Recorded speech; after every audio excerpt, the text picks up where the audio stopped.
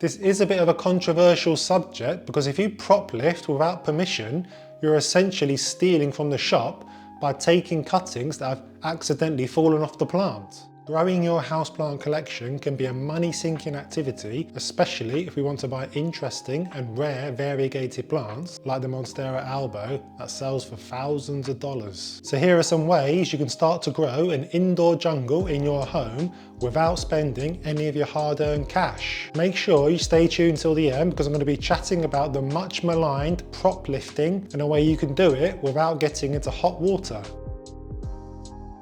Joining plant swap groups can be a fantastic way to increase the number and variety of plants in your home. There would no doubt be lots of Facebook groups in your area that have like-minded plant owners that are wanting to swap plants. You can take plant cuttings of your plants, grow them out a little, and then offer them as a swap with someone else in the group. This can be a great way to have access to plants that might otherwise be out of your reach. The plant you'll be able to get will obviously depend on the plant that you are willing to swap. A Tradescantia zebrina, for example, is a very common plant and won't have much desirability, so you won't be able to swap for something rare like a philodendron pink princess. If you have a Monstera albo on the other hand that you're willing to take cuttings of, then the world will be your oyster in terms of the plants that you can trade for. Just make sure to protect yourself when arranging a plant swap to not put yourself in a precarious position.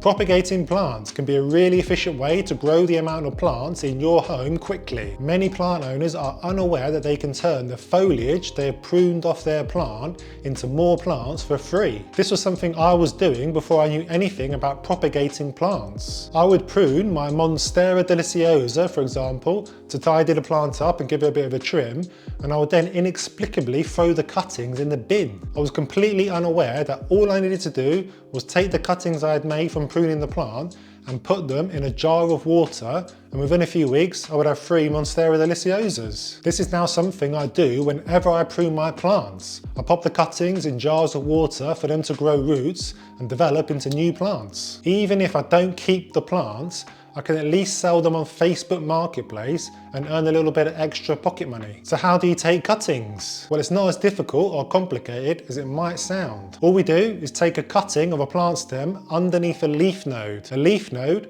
is just a point on the stem where leaves come out, and it is at this point of the cutting where the roots will develop. Remove the lower leaves of the stem to avoid them rotting when you add them to the rooting medium, making sure to leave a couple of leaves at the top to allow the cutting to photosynthesize and develop roots. If you want to take cuttings of vining plants such as pothos or philodendron, then take a stem cutting and cut underneath each leaf node. You should end up with multiple cuttings with a single leaf on each. All we do now is put the cuttings into a clear container filled with water and wait a few weeks for them to develop roots. Once they have a couple of inches of roots, plant them up into some well-draining soil and new shoots should appear within a few weeks. The great thing about this is that you have now created multiple plants from a single stem. The stem on the original plant will regrow, so we haven't lost anything. This is a fantastic way to grow your indoor jungle from your existing plants for free. From those cuttings that you have grown out, you can swap with other plants like I mentioned earlier to increase the variety of plants you own.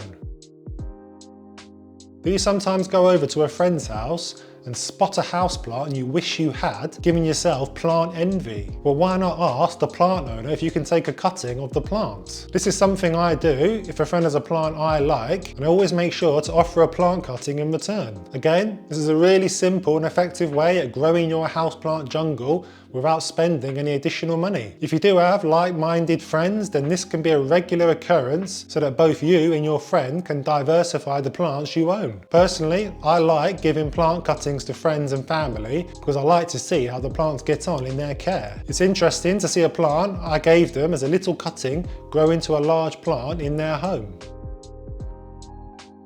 So let's talk about prop lifting. Prop lifting, in case you are unaware, is the act of taking cuttings from plants in shops or garden centres for the purpose of taking them home, rooting them, and then growing out into a plant. This is a bit of a controversial subject because if you prop lift without permission, you're essentially stealing from the shop by taking cuttings that have accidentally fallen off the plant. The shops won't be happy about this because they obviously want you to spend money in their shops by buying their plants, but instead you are cheekily taking cuttings from their plants. It can be tempting to accidentally knock off a stem of a Philodendron Brazil or Tradescantia zebrina and pocket the cutting to take home to roots. This is technically stealing, so don't do it. What you can do though is seek out the management of the shop and strike up a relationship with them and ask them if they would mind if you could hoover up any stems that have come off the plant to take home and root. You'll probably find that because you have asked permission beforehand